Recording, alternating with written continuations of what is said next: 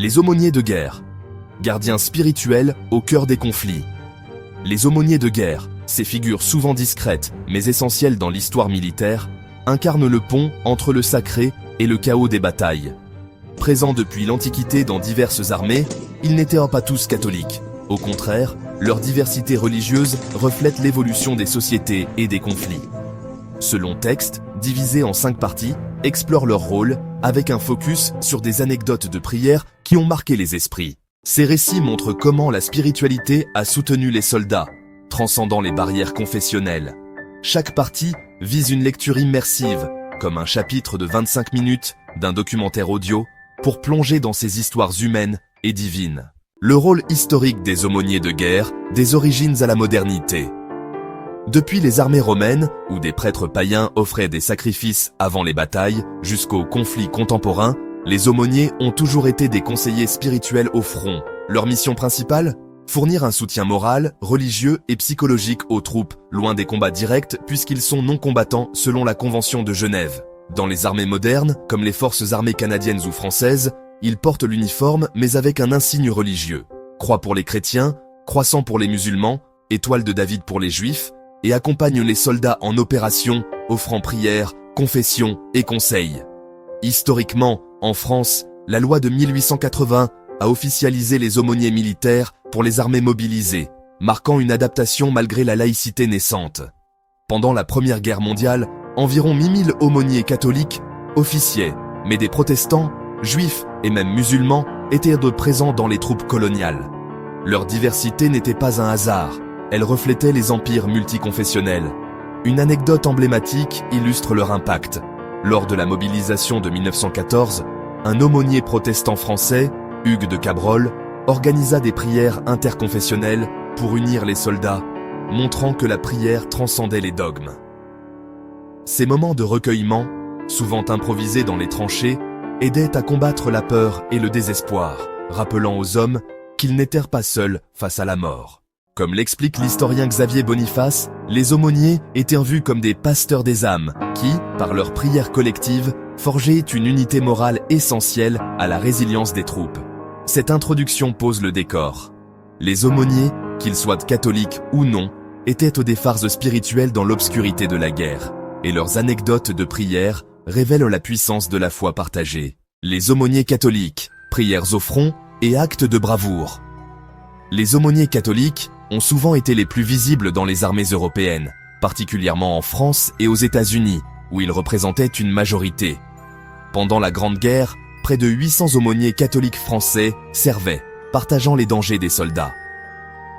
Une anecdote touchante vient du père Paul Doncker, jésuite et aumônier, lors de la Première Guerre mondiale. En 1916, au milieu des bombardements en Argonne, il organisa une prière collective pour les morts, récitant le De Profundis avec des soldats épuisés. « Disons, mes chers amis, une prière pour nos morts », lança-t-il. Et les hommes, catholiques ou non, s'unirent dans ce moment de recueillement, trouvant un réconfort fugace au cœur de l'horreur. Doncker, reconnu pour sa bravoure, voyait dans ses prières une croisade spirituelle pour ramener la France à la foi. Aux États-Unis, lors de la Seconde Guerre mondiale, l'histoire des fours chapelains inclut le père John P. Washington, un prêtre catholique.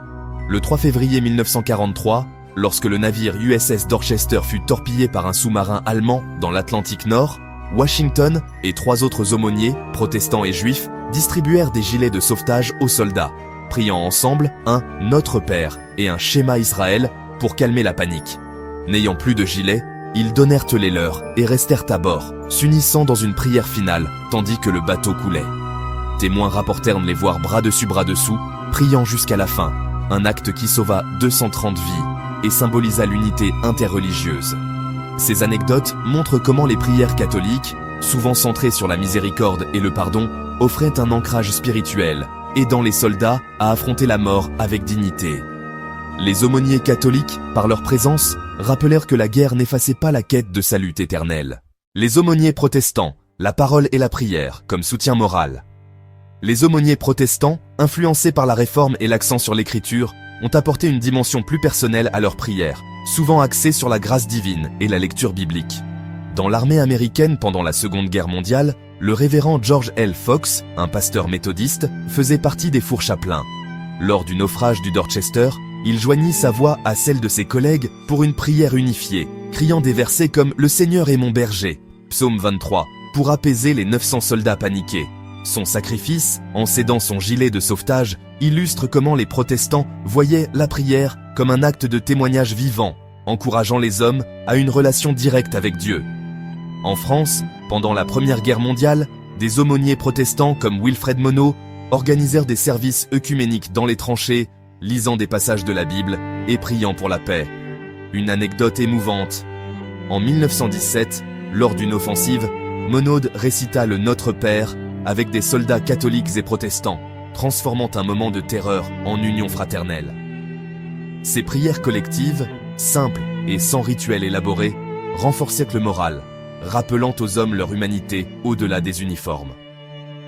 Les aumôniers protestants, souvent issus de traditions évangéliques ou réformées, soulignaient la prière comme un outil de régénération personnelle, aidant les soldats à trouver un sens dans le chaos. Leur diversité, méthodiste, luthérien, baptiste, enrichissait les approches, prouvant que la prière protestante était adaptable et inclusive. Aumôniers d'autres religions, diversité et anecdotes interconfessionnelles. Les aumôniers n'étaient pas tous catholiques ou chrétiens. La diversité religieuse des armées modernes a intégré des juifs, musulmans et même des bouddhistes. Pendant la Seconde Guerre mondiale, le rabbin Alexander D. Good, juif réformé, était l'un des fourchapelins. Sur le Dorchester, il pria le Shema Israël avec ses compagnons, unifiant les voix juives, catholiques et protestantes dans une prière commune pour les mourants. En cédant son gilet, il incarna le commandement juif du Pikwach Nefesh, sauver une vie, sauvant des vies au prix de la sienne. Cette anecdote montre comment les prières juives, centrées sur la communauté et la justice, s'intégraient dans un contexte multiconfessionnel. Dans l'armée française pendant la Première Guerre mondiale, des aumôniers musulmans accompagnaient les troupes coloniales d'Afrique du Nord. Une histoire rapportée. En 1916, un imam algérien pria avec des tirailleurs sénégalais et algériens avant une bataille, récitant la Fatiha pour la protection divine, unifiant musulmans et chrétiens dans un respect mutuel. Aux États-Unis, des aumôniers bouddhistes ont servi pendant la guerre du Vietnam, offrant des méditations pour calmer l'anxiété des soldats. Ces exemples soulignent que les prières non chrétiennes, qu'elles soient collectives ou introspectives, apportaient un soutien essentiel, prouvant la valeur de la diversité religieuse au front. L'impact des prières et la diversité des aumôniers, un héritage universel. Les anecdotes de prière par les aumôniers de guerre révèlent un impact profond. Elles offraient un refuge spirituel, renforçant la cohésion et la résilience. Que ce soit la prière unifiée des fourchapelins transcendant les religions ou les invocations solitaires dans les tranchées, ces moments rappelaient aux soldats leur humanité.